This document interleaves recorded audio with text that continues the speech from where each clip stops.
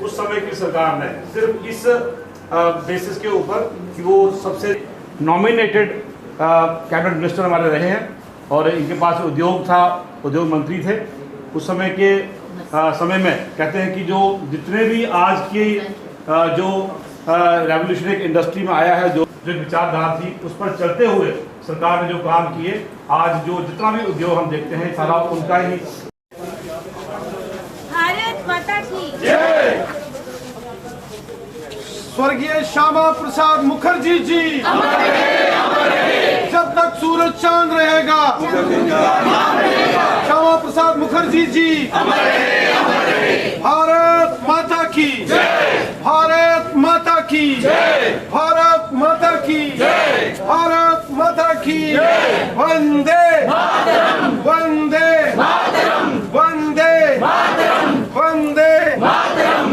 भारत माता की जय, भारत माता की जय। श्यामा प्रसाद मुखर्जी साहब अमर रहे, अमर रहे। श्यामा प्रसाद मुखर्जी साहब अमर रहे, अमर रहे। श्यामा प्रसाद मुखर्जी साहब अमर रहे, अमर रहे। भारत माता की जय, भारत माता की जय, भारत माता की जय। वंदे मातरम, वंदे मातरम। जहाँ हुए बलिदान मुखर्जी वो कश्मीर हमारा है, कश्मीर हमारा है। भारत माता रुपा मेरा एक भारत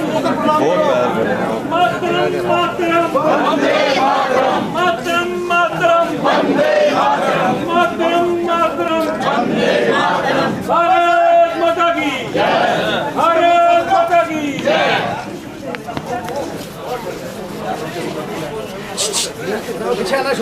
माता की इधर आओ सारे उधर पीछे भारत माता की अनिल प्रेमनाथ डोगरा जी अमर रहे, अमर रहे। प्रेमनाथ डोगरा जी अमर रहे, अमर रहे। उसको बाहर से यहाँ आने के लिए वैसा ही परमिट चाहिए होता है। उसके लिए संघर्ष प्रजा परिषद भारतीय जनसंघ ने किया और डॉक्टर श्यामा प्रसाद मुखर्जी साहब जो भारतीय जनसंघ के पहले अध्यक्ष थे, जो बाद में जनता पार्टी और फिर भारतीय जनता पार्टी का स्वरूप जिसने लिया, वो संघर्ष लड़ा और 23 जून सन 1953 को श्यामा प्रसाद मुखर्जी साहब शहीद हो गए। उन्होंने अपना सर्वस्व मातृभूमि पर अर्पण कर दिया। 51 वर्ष की आयु में स्वतंत्र भारत के वो पहले अमर शहीद हो गए।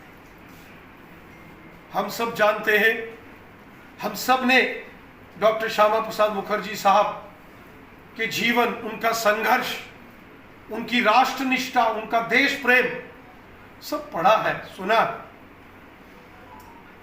ये वो महान विभूतियां थी जो अपने लिए नहीं जिए, वो देश के लिए जिए।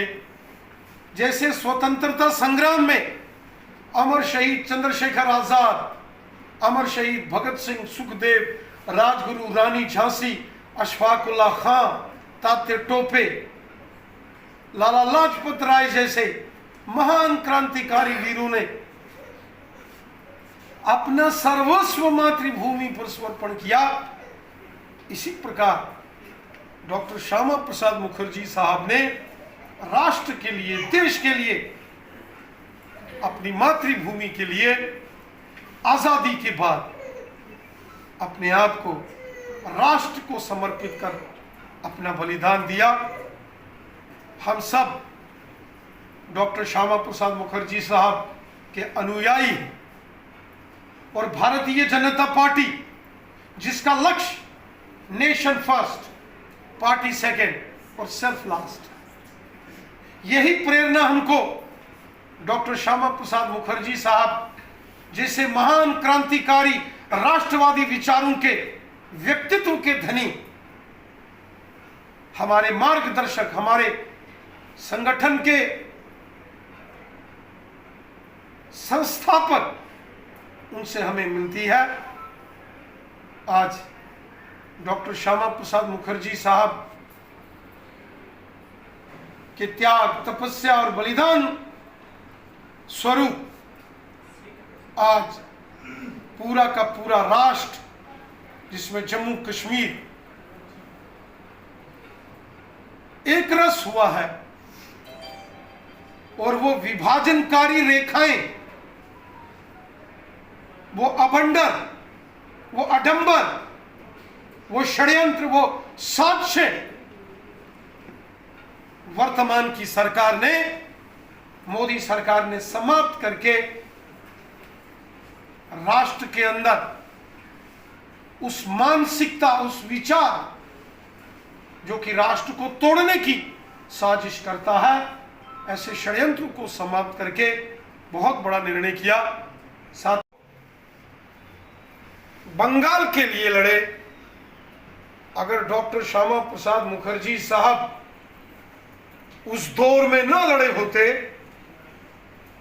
प्रखर आवाज बनकर राष्ट्रवाद की वो न लड़े होते, तो शायद आज का जो वेस्ट बंगाल है, शायद ही वो आज इस स्वरूप में होता। और जम्मू कश्मीर की अगर बात करें तो जम्मू कश्मीर के अंदर अलग से एक व्यवस्था खड़ी की गई थी, अलग से कानून, अलग से यहां प्रधानमंत्री होता था, अलग से यहां झंडा होता था,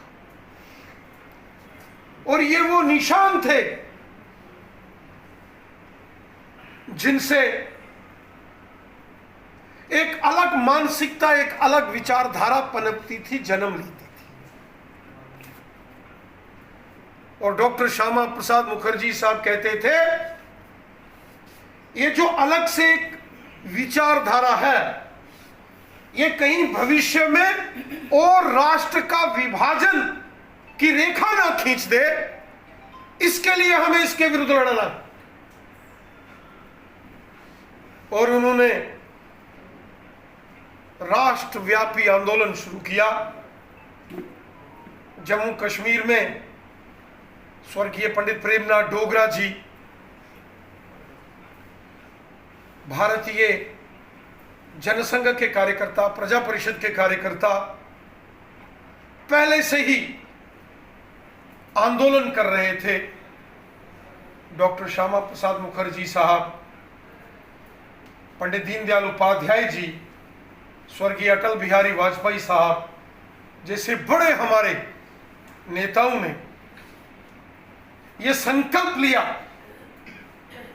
कि एक देश में एक कानून, एक निशान, एक विधान, एक प्रधान के लिए हमको संघर्ष करना है। और उस संघर्ष का नेतृत्व स्वर्गीय डॉक्टर श्यामा प्रसाद मुखर्जी साहब ने किया। जम्मू कश्मीर में आने के लिए परमिट चाहिए होता था, और जम्मू कश्मीर से बाहर किसी को जाना है, किसी को अमृतसर स्वर्ण मंदिर में माथा टेकने के लिए जाना है, किसी को गंगा मैया के स्नान के लिए, पूजा अर्चना के लिए हरिद्वार जाना है, किसी ने मथुरा, काशी, वृंदावन जाना है, किसी ने अजमेर शरीफ जाना है। उस जमाने में परमिट चाहिए होता था। परमिट क्या था? एक प्रकार का पासपोर्ट होता है। और किसी को अगर बाहर से, पूरे देश से जम्मू कश्मीर आना, किसी को मां वैष्णो देवी जी के दर्शन, श्री अमरनाथ जी के दर्शन, हजरत बल और चरार शरीफ के दर्शन, शादारा शरीफ, नंगाली साहब के दर्शन, अगर यहां किसी को आना होता था, अगर किसी को छठी पातशाही